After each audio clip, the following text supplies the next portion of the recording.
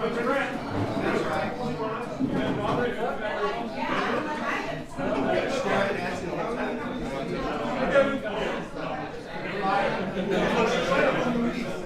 crazy.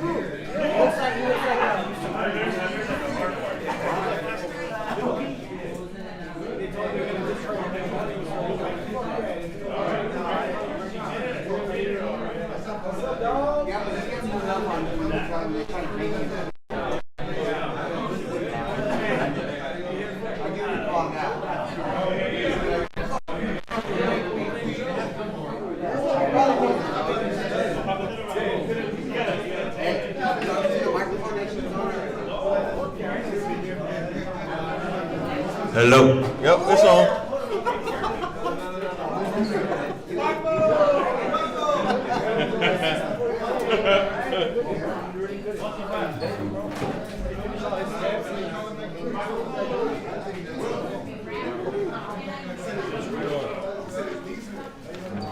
Hello, everybody.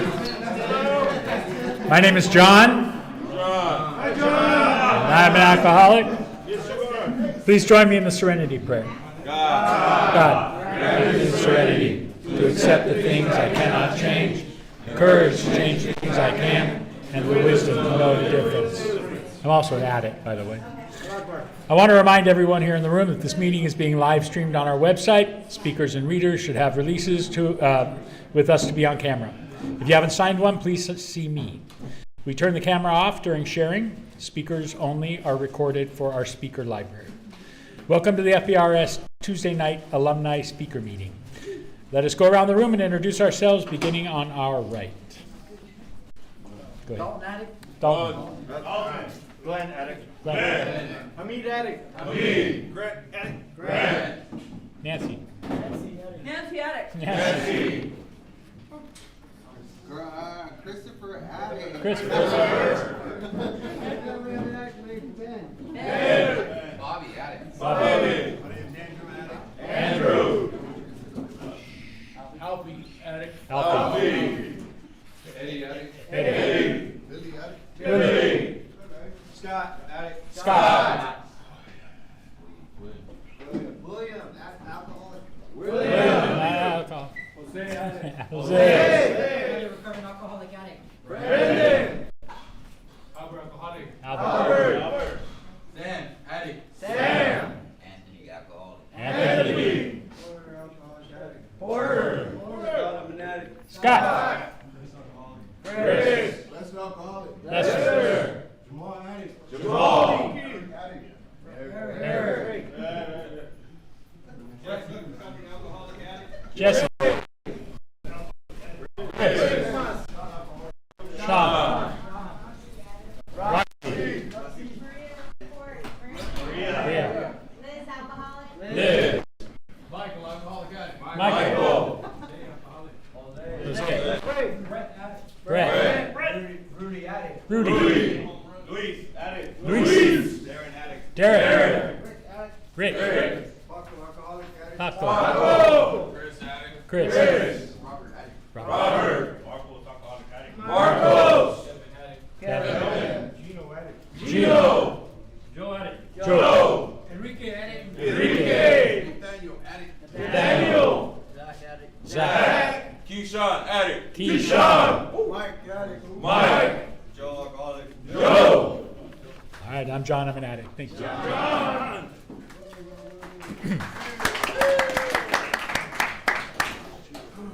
All right. Is there anyone here for our first alumni meeting tonight? Anybody? First time? Welcome. Welcome. Yeah. You are the most important people here.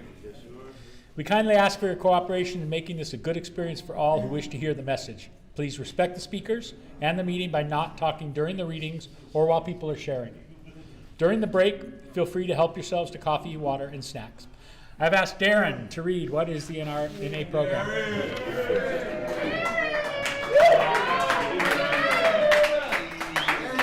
what I'm talking about. My name is Darren and I'm an addict. What is our Narcotics Anonymous program? NA is a non-profit fellowship of society of men and women for whom drugs had become a major problem. We are recovering addicts who meet regularly to help each other stay clean. This is a program of complete abstinence from all drugs. There is only one requirement for membership, the desire to stop using. We suggest that you keep an open mind and give yourself a break. Our program is a set of principles written so simply that we can follow them in our daily lives. The most important thing about them is that they work. There are no strings attached to NA. We are not affiliated with any other organizations. We have no initiation fees or dues, no pledges to sign, no promises to make to anyone. We are not connected with any political, religious, or law enforcement groups and are under surveillance at all times. Anyone may join us regardless of race, age, and sexual identity, creed, religion, or lack of religion. We are not interested in what or how much you use or who your connections were, what you have done in the past, how much or how little you have, but only in what you want to do about your problem and how we can help. The newcomer is the most important person at any meeting because we can only keep what we have by giving it away. We have learned from our group experience that those who keep coming to our meetings regularly stay clean. Woo!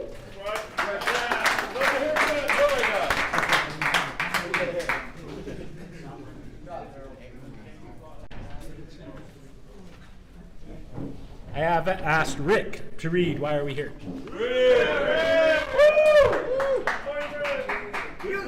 You can do it. Hello, Rick Addict. So why are we here? Before coming to the fellowship of NA, we could not manage our own lives. We could not live and enjoy life as other people do. We had to have something different, and we thought we had found it in drugs. We placed their use ahead of the welfare of our families, our wives, husbands, and our children. We have had to have drugs at all costs. We did many people great harm, but most of all, we have harmed ourselves. Through our inability to accept personal responsibilities, we were actually creating our own problems. We seemed to be incapable of facing life on its own terms. Most of us realized that in our addiction, we were slowly committing suicide, but addiction is such a cunning enemy of our life that we had lost the power to do anything about it. Many of us ended up in jail or sought help through medicine, religion, and psychiatry. None of these methods was sufficient for us. Our disease always resurfaced or continued to progress until desperation we sought help from each other in Narcotics Anonymous. After coming to NA, we realized we were sick people. We suffered sick people. We suffered from a disease from which there is no known cure. It came, however, be arrested at some point, and recovery is then possible. That's right. All right, thank you, Rick. I've asked Keyshawn to read how it works. Keep one. My name is Keyshawn. I'm an addict. How it works. If you want what we have to offer and are willing to make the effort to get it, then you are ready to take certain steps. These are the principles that made our recovery possible. 1, we admitted that we are powerless over our addiction, that our lives have become unimaginable. 2, we came to believe that a power greater than ourselves could restore us to sanity. 3, we made a decision to turn our will and our lives over to the care of God as we understood Him. 4, we made a searching and fearless moral inventory of ourselves. 5, we admitted to God, to ourselves, and to other human beings the exact nature of our wrongs. 6, we were entirely ready to have God remove all these defects of character. 7, we humbly asked Him to remove our shortcomings. 8, we made a list of all persons we have harmed and became willing to make amends to them all. 9, we made direct amends to such people wherever possible, except when to do so would injure them or others. 10, We continue to take personal inventory, and when we were wrongly, promptly admitted it. 11. We sought that prayer and meditation to improve our conscious contact with God as we understood Him, praying only for knowledge of His will for us and the power to carry that out. 12. Having the spiritual awakening as a result of these steps. We tried to carry these messages to addicts and to practice these principles in all our affairs. This sounds like an order, and we can't do it all at once. We didn't become addicted in one day, so remember, easy does it. There is one thing more than anything else that will defeat us in our recovery. This isn't an attitude of indifference or tolerance towards spiritual principles. The three of these that are inseparable are honestly open-mindedness and willingness. With these, we are well on our way. We feel that our approach to disease or addiction is completely realistic, for the therapeutic value of one addict helping another is without peril. We feel that our way is practical, for one addict can best understand and help another addict. We believe that sooner we face our problems within our society and everyday living, is just that much faster to do. We become acceptable, responsible, productive members of that society. The only way to keep from returning to active addiction is not to take the first drug. Don't do it. If you are like us, you know that one is too many and 1,000 is never enough. Amen. We put great emphasis on this, for we all know that when we use drugs in any form or substitute one for another, we release our addiction all over again. Thinking of alcohol as different from other drugs has caused a great many addicts to relapse. Before we came to NA, many of us viewed alcohol separately, but we cannot afford to be confused about this. Alcohol is a drug. Period. We are people with disease of addiction who must abstain from all drugs in order to recover. Thank you.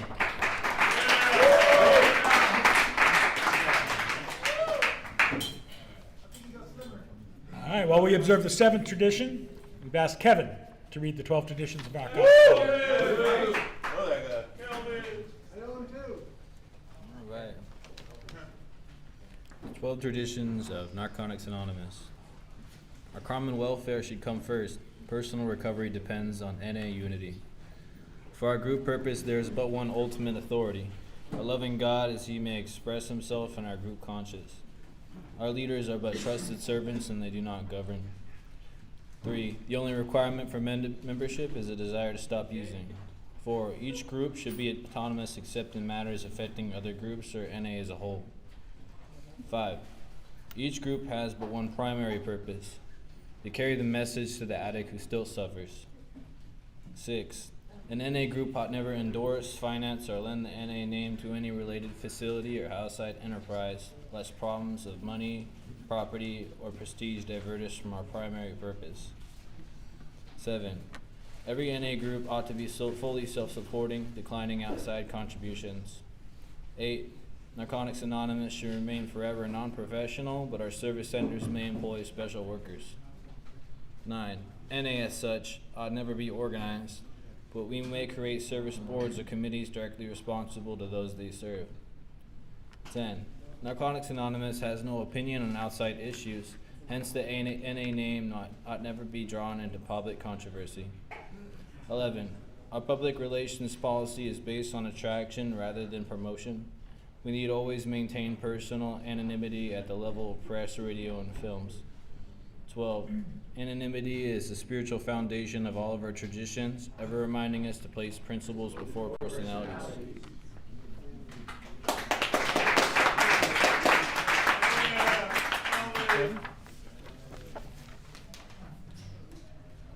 All right. Our format for this meeting is 10-minute speaker, followed by our main speaker, chips and birthdays, and an opportunity for sharing. I would like to introduce Marcos, our 10-minute speaker. My baby daddy.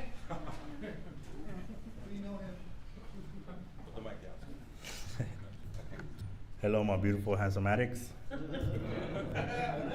My name is Marcos. I'm an alcoholic and I'm also an addict. I'm a soul survivor, I should say. You know, like all of us, like the rest of y'all. You know, could say we cheated death. You know, every night we would go on a run for addiction. We know we have the chance, the high possibility of, you know, overdosing and passing away. You know, but for some reason, you know, we're hearing stuff. You know, I believe we do have a purpose, each one of us. But we interfere that with drugs. I think I mentioned that a lot of times. So I'm gonna speak about a little bit about myself. I grew up in East LA, started Court Projects. In that area, I remember, I mean, I've lived in different areas in LA, but I remember mostly growing in East LA. I don't know why, but this is embedded in my mind. Like when I was a kid, my dad wasn't around. It was just my mom taking care of us. You know, so it was 5 of us. You know, me and another brother and three sisters. And she did her best, you know, to take care of us. She was a Christian woman. She is a Christian woman, very religious. Yeah, I remember just like walking through those neighborhoods, and I'll see like a lot of like violence, you know, drug abuse, all that, you know. And my mom did her best to keep me away from the world. And at first I didn't get it, you know, like I was like, you know, why? Like, you know, I wanna see what's out there, you know. Why do you know, she'll sugarcoat shit to me. And I know she was doing it for like the best, but that kind of, I could say that kind of like didn't work to her expectancy, to what she expected to be, because I wanted to figure it out. I wanted to find out what that was, what was going on out there. So I remember this night, we were walking to the grocery store, and there was a time, because there was still times around where like riots were still going on over racism, and you know the blacks, you know, the Hispanics and the Asians, you know, just like, you know, they were just going at it, you know, breaking into liquor stores, burning down buildings, you know, cars and all that. And I remember we were walking home, you know, it was late at night, and these dudes were fighting, and you know, it came down to them fighting, whatever, getting down, and one put out a knife and stabbed them right in front of us. We were kids, and that shocked me. You know, I was like, damn, you know, like, wow, it's death. You know, that's the first time I seen somebody, you know, die. You know, get hurt, and you know, to the point where he died, and stuff just burning around us and stuff. You know, so I started, you know, seeing how the world was. I was like maybe like, I don't know, 7, 9 years old. So I started realizing that, you know, I started noticing that stuff like that, and I just kept going. I remember I would like going to school and stuff. I would like walk out and immediately see like a dead body like across the street, just, you know, from somebody that just overdosed, you know, where being backed up, thrown to the ambulance, back of the ambulance. And I was like, man, you know, that's what the world is. That's what it's coming about. Me just learning. My mom forced a lot of religion into me, but at first, like, it didn't work. Like, you know, I just rebelled. I just wanted to rebel. And and also all the influences around me, like going to school and stuff, other kids, like I don't know what they were going through too, so they were, you know, influenced by gang life and, you know, drugs and, you know, the music, you know, all that. So I became, you know, a prodigy of that. You know, I learned how to hustle, I learned how to steal, I learned how to have like sneaky tactics in the hood, how to pimp, how to, you know, all that, like how to trap, how to credit card scam by my homies, you know. And real shit. Like I remember there was this time where like I knew this Asian girl, and she was down to sell her body for dope, and I was like, for sure, you know, like I was down. I was young. I was like 16 years old, and then but this girl, like, it got too far. This girl, she I guess, you know, a customer came up, whatever. We made the deal, the transaction. She left, and this fool was, I guess, asking for certain things that she wasn't willing to do. So he fucked her up. You know. I found out about it. We got him, whatever. But that was like the fallback of the game, because that shit just got tragic. You know, it was just like, damn. That's fucked up, you know, just for dope, just to get high, you know. I harmed her, and I harmed, you know, her family and my image, because it was like, man, you really play like, you really like that slug, you know. That's what they call me from the hood, slug, you know. There was slug or Ike. And then well, let me back it up a little bit, like, you know. So growing up in middle school, I just felt like that was, I don't know, that's something fucked up that happened. So, you know, I grew up in the hood and stuff, and First, I had like this different type of mentality. I could feel myself, like I could feel that I had like a different, like, like, like a different presence, you know.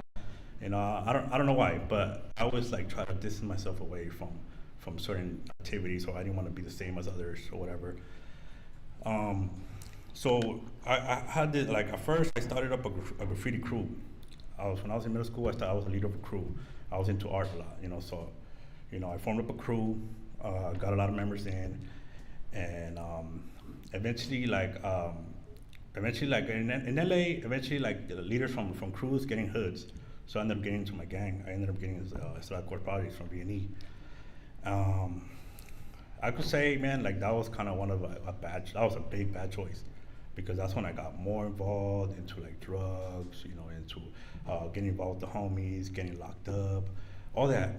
And that was not cool, man. That was not cool. I could say like, yeah, I was down for it. Yeah, it was a certain image that I fiend for, you know, the drugs mostly, you know, the money part, you know, the homegirls, the guns, the power, the respect, all that. I wanted it. But now it's like, man, like I'd rather have respect from people that are successful, not people that, you know, not my homies that are drug dealing, the big homies or whatever, like they're straight up bums. I mean, like, you know, like I'd rather have respect from, or give respect to somebody that should have something well established, you know, and it's not like I'm trying to like talk down about them. I think there's much respect, you know, you gotta do what you gotta do. If that's the lifestyle, it's the lifestyle. But I don't think it's for me, you know, like I got things to look out for, you know. I have a son, you know, I have a 12-year-old son, and you know, I love this kid very much, you know, and I fucked up a lot, you know, because of my addiction. You know, when I was after like 16, around like 19, I met, you know, his mom, and I had it good, bro. I had it good. Like I was working, we had our own pad, my son was born, I was happy. But I started noticing like people envying me, especially homies. Like homies would be like, hey, let's kick it, let's go to a strip club, woo woo. And me, young still, like, okay, let's go, you know, like, but it was like a Christmas day, I remember that night, you know, it would be like a Christmas night. And I'm like, damn, but I gotta be here, you know?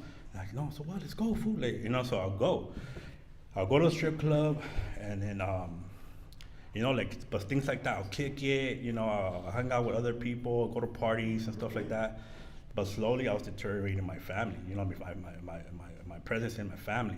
And I didn't see that when I was younger, because I had a nice little home, you know, I had a good job, you know, my kid's mom really loved me, she cared for me, you know. And us guys, we don't see that until it's too late, you know. All of that happens to a lot of guys, you know.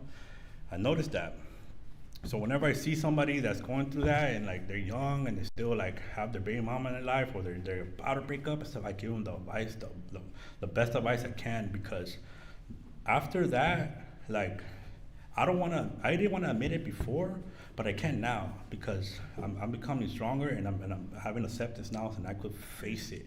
Now that I'm living like this style now, this sober lifestyle, and becoming more how do you say, like, I'm like admitting, right? Like I'm accepting it, and I'm stronger, so I'm willing to face that emotion. So before, when we, like, cause she noticed that, you know, my girls eventually was like, you know, well, my ex, I'm sorry, you know, my kid's mom was eventually like, you know, I'm tired of it. All you do is go to work, you know, and you say you're gonna come home, and you kick it, and you end up kicking it, you come the next morning. And all I will do is just come back, charm her up, and that's it, you know. And there was no communication. There was no like, oh, you know, let's do this together. Let me help you fold the laundry. The clothes together after we do laundry, like stuff like that. Like, yeah, a man needs to be able to do, you know, little stuff like that. Let me help you out with this, with the door not closing right, you know. Let me help you out. Let me help you clean, you know. I was always there for my kid though, regardless. Broke or not, high or not, I've always been there for my kid, but my addiction always just been in the way. So eventually, like, we split up. You know, we split up. We separated. I left the house, and now that I think about it, that had a big impact on my life, on her life, and on my son's life. Because, you know, him growing up without like seeing me and his mom getting along, brought like certain difficulties in his life. You know, it brought tension to his life. You know, it brought like, you know, one questioning like why did this happen? You know, why did my dad, why does mom hate my dad, and woo, you know, like why can't I kick on my dad and stuff like that. So, you know, man, 7 minutes already? Shit. I'm like quarter show. So anyways, so yeah, that I feel like that affected my son's life and my life, and I actually admitted that to my kid's mom recently. You know, I actually had the balls to tell her, you know what, I don't wanna say like this. I don't wanna blame you, but I gotta say, like, that part of that little piece when we separated, I was too weak to handle that emotion, and I turned to drugs. I turned to alcohol. And now that I think about it, that little piece of my life made me into a full-on addict. I turned to a full-on addict, you know, and I didn't know how to control it. I was too young. So I let her know that. She stayed quiet. She was like, damn, you know, like she didn't know that, you know. She thought it was just out of spite or just me just being the dumbass, you know. And maybe most of it was, you know, I didn't know much better. So whatever, it moved on from that. You know, I had I have like 15 to 17 years, you know, smoking dope. That's my choice of drugs, smoking dope and tequila. I love the both. It can't be one or the other. So I've done that for a while, man. And I didn't, like, at first, like, when, you know, I hit that run, you know, whatever. I held on to that depression because I was really depressed when I broke up with mom. But I wouldn't show it. I would cover it. And I didn't even know about rehab. Like, they'll bring it up, but I never wanted to give it a chance. Like, you know, I always put the negativity to it. Oh, I'm gonna meet somebody there. I'm gonna end up getting high either way. It's not gonna work. So it came down to the point where I just hit rock bottom, and I needed a place to stay. And I looked up on Google because I was one of those trickers before that, like one of those addicts that was scared of holding the phone. You know, I was paranoid of holding the phone. But I broke out of that. I was like, man, I gotta live my life. You know, who cares if they're watching? I don't care. I gotta live my life and catch up. So I started Googling stuff. You know, I started like finding out about programs and stuff, and that they apply. You could get a bed and stuff. So I called up Redgate. You know, Redgate was the place where they accepted me to detox, because I didn't know you could just hit rehab. I mean, I just went, like, I don't know, step by step, and I went to detox, and I stayed there for a week, and then they told me there was no other space. You know, so I was thinking of just leaving and getting a bottle and going to the beach and just see what happens. But I don't know how they came down to this, but Fred Brown called, and they're like, "Oh, we got a spot," and I was like, "All right, cool." And then there was another guy there that I was gonna team up with, but he was like, "Dude, just go." It's, you know, he didn't help me back or nothing. He's just like, "Bro, just go." And I was like, "All right." And he's like, "It's a good program." And I was like, "Okay, whatever." So you write a lot though, and I was like, "Man, I'm good at writing," because I do like writing. I like writing, I like reading, I like all that. You know, most of my life I've been doing it. You know, I just like writing. I write lyrics, poetry, whatever. I'm also an artist. I like to draw a lot. So that was no problem with me. You know. I went, and my whole perspective changed. Like, I started like meeting cool people. Like, my heart started warming up again. You know, like I said, I came in with a mean mug. You know, I told myself I'm not gonna make friends. Like, fuck that. I'm just gonna run my program. Fuck everybody. Like, I don't know what I'm about. But no, that shit broke. That shit broke through. You know, I met Nancy. Nancy was so amazing to me. She was cool. I didn't smoke cigarettes, but I did smoke cigarettes. At first, I smoked it, you know, like, you know, just out of respect, you know. I was like, cool, fuck it, you know. So I accepted it, smoked it, and yeah. So I was there, you know. I met the guys, you know. I got along with everybody. I became chairman, but yeah, I became. Well, that was my first run, because this is my second run, you know what I'm saying? So also my first run, I was in 14th Street.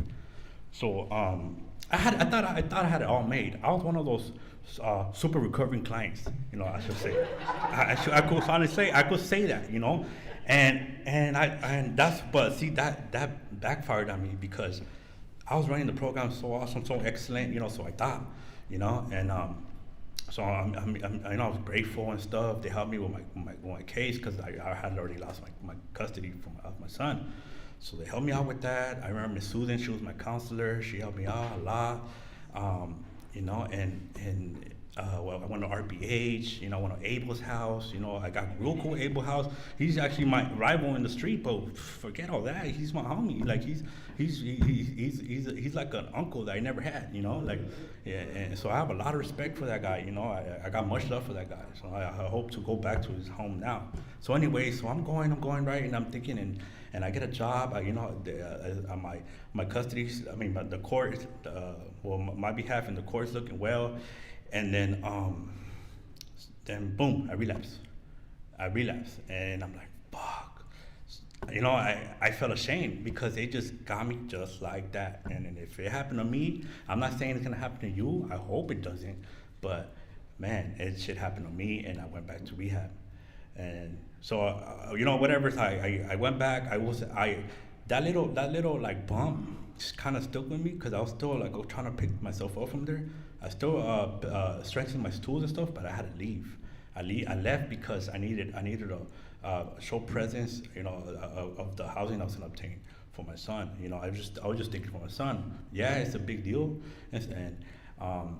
but my recovery is also important, and I didn't really think about that. So I left 3 years ago. This is 3 years ago, and boom, the same thing happened again. I thought everything was cool, you know. I actually got custody back because, you know, I could thank Fred Brown for that. I got child custody because of that, full custody too. You know, they allowed me to have a meeting here with the lady from the housing organization. You know, they gave me a spot there to get my spot. Whatever, I had my job, everything was going well, and I relapsed again, thinking that. And this time it wasn't over depression though; it was out of celebration. I was thinking, okay, yes, it's different. This one hit me different, because I was like, okay, I'm cool, I'm settled. One beer won't hurt, and then next week, since I drank that one, two won't hurt, you know. And then I just kept going, and boom, I lost it all. And it's because back to like thinking, okay, since I ran the program like that, I was ashamed of coming back. I wanted to go to another program. I hit Tarzana up, I think, Tarzana up. They didn't call me back. Forget them, you know, they didn't call me back. So I called the number that I had saved in Fred Brown, and it was Melinda's number. So she picked up, you know, she picked up right away. No, she called back and left me a voice message. And I was like, oh, right, cool. I called back and she got me a spot. And I was like, for sure, you know, and I came back. And now, like, my game is different. Like, my mentality is different. It actually does get better. Like, you know, it might sound cliche or corny or whatever, but it does get better. Like, because you're strengthening yourself, you know, you're applying your tools, you know. And don't be ashamed of coming back. Like, you know, if it happens, you know, just come back, you know. Come back, brush it off, come back. And that's what I did. And that was the best decision I could make, because I knew where I was going. I lost everything again, went back to the hood. My mom kicked me out. She threw everything out. Like her and my sister threw everything out in front of my pad. And I was like, fuck, what am I gonna do? And I remember I was so high. I was lit. I was tripping. And I had one of those mass hysteria trips. I don't know if you guys ever had that, you know, a psychosis trip. And I'm like tripping, and I'm vision, and I saw the world burning. Like literally, like in my mind, I saw the world burning. I don't know why. Like, and so I'm like, I can't be living my life like this, you know? Like, I'm a person of God. Like, I shouldn't be seeing these things. I want to see positive things around me. So, you know, like I sobered up. I stayed committed to my appointment with Melinda, put everything in my storage, and came here. You know, drove over here, and yeah, you know, I set up. I attended my appointment with Melinda. Sunshine, you know, she got me set over here in 19th Street. I wanted to stay on 14th Street low key at first, but now it's like cool. I love 19th Street. Yeah, okay, I love 19th Street. Like it's cool. Yeah, like we cool. Like we tied up in there. So, you know, I have much love for the guys. You know, I have much respect for you guys. You guys know that. You know, I consider you guys as my brother. Every time I can, I give you advice. I help all of you, each one of you guys. You know, and that's no joke. And same with 14th Street. You know, I respect all you guys. You know, I treat you guys evenly. There's no better or so okay. So yeah, man. Like so my bad. So yeah. So far and foremost, I'm really grateful. You know, I'm grateful. That this is happening to me, and I'm applying all this, and I thank everybody that is involved in this. I thank my insurance, you know, for having the contract with freaking Fred Brown, you know, like I thank you, Roxy, for being so considerate, and you know, and your whole legacy, and you, Liz, you know, John, I've met you before, you know, everybody that's involved with staff, staff here at Fair Brown, Isaiah, you know, the guys in the back, you know, Sean, you know, he has given me a lot of advice too. He keeps it real about it. He's really involved with the culture and all that. Keyshawn, you know, Paco, Luis, you know, Darren, you know, Robert, you know, all you got, you know, 19th Street. Whoa, I'm out, Marcos. Thank you.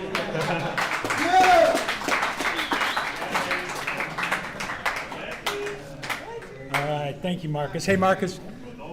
I'm not Marcus. Marcos, sorry. I've known you for a minute. I just want to let you know how much respect I have for you, having the strength of character to bring your way back here, save your life, man. Good job.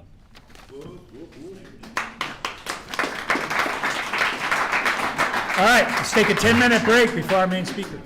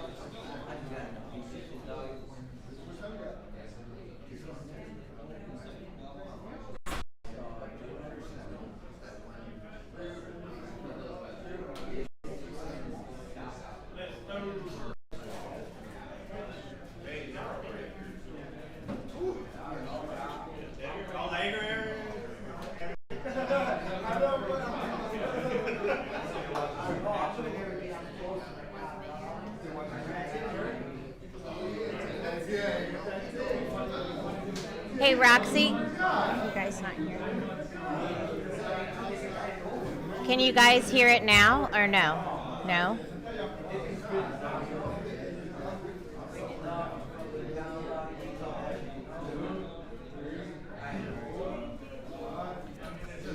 Can you hear it now? Can you hear me now? No.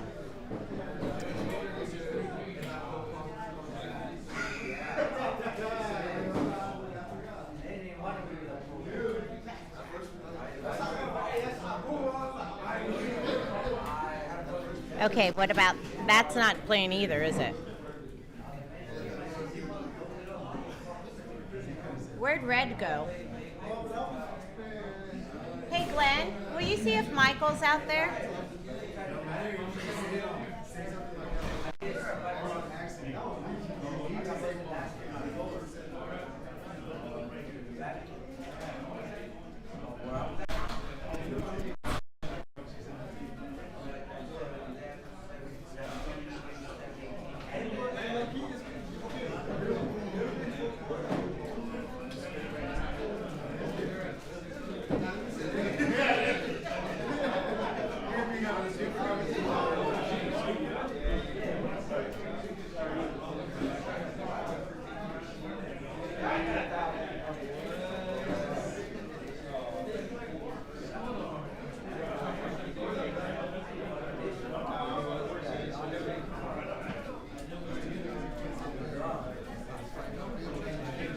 Okay, no, still?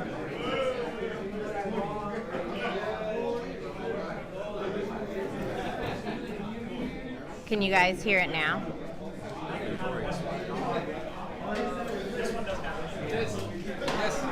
Okay, this is what it should look like. The other one's working pretty good. Okay, right? Okay, so do you want to make sure it looks like that? Sure.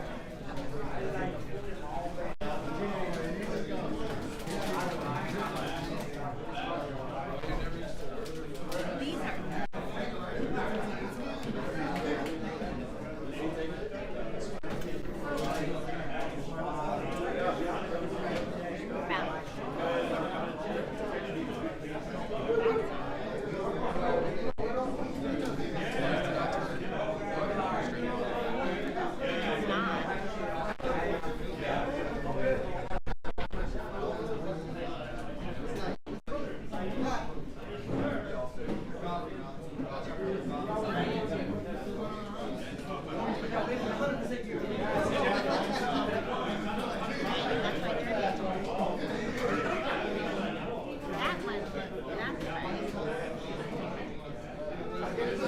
Okay. It's not blinking. Want to try it?